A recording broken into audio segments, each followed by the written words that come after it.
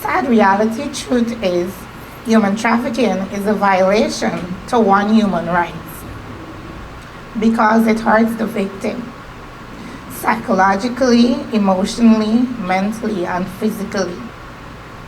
The emotional, physical, mental, and psychological experience of victims are traumatized and therefore need counseling to develop trust in their lives to move forward into society. As a victim, you are used to feed men's sexual desire. Being able to sleep with that many people and live with myself and get up every day and keep doing it, just lying there helplessly, was so hard. Trafficking in person is one of the biggest crimes on young girls. So think deep, choose your environment, and fund carefully. Sentence yourself wisely to avoid being a victim.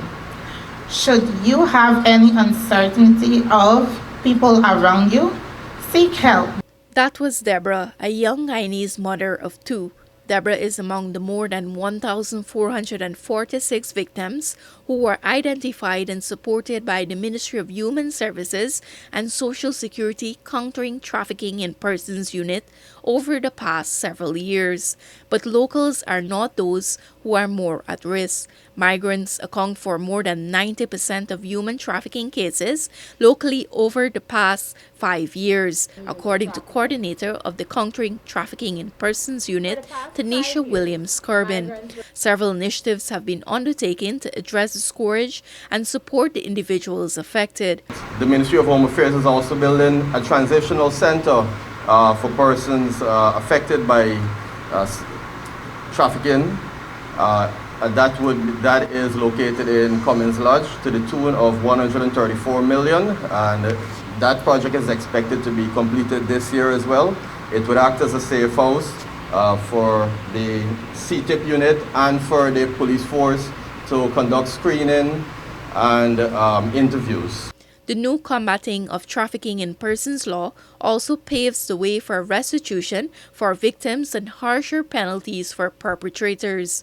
To ensure those involved in tackling the issue and their roles and responsibilities are up to date, the Ministry of Human Services and Social Security and the Ministry of Home Affairs on Monday hosted a capacity building workshop in Georgetown.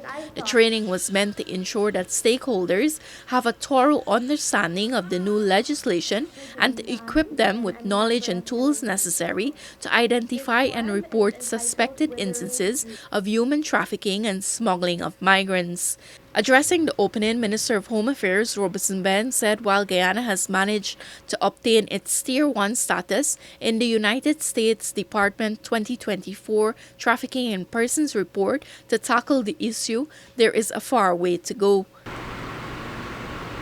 We are required to make sure that we do not create opportunity for the crimes of human trafficking, trafficking in persons, smuggling, pimping of persons, and all the crimes that are related with the question of trafficking in persons.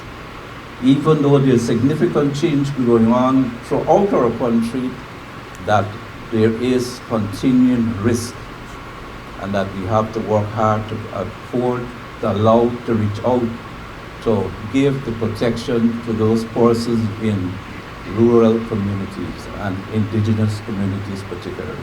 You got to break and to afford them the help, support and support in relation to what their needs are, and particularly when they have children and particularly when they are women. Meanwhile, Minister of Human Services and Social Security Dr. Vindhya Prasad highlighted that Guyana is making remarkable strides in countering trafficking in persons. This is a scourge, a heinous crime.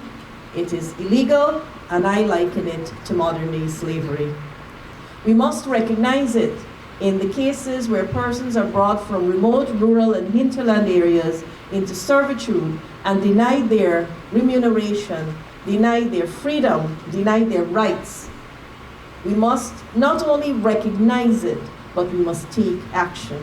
If we see, we must say. And when we say, we must follow up until that action is taken.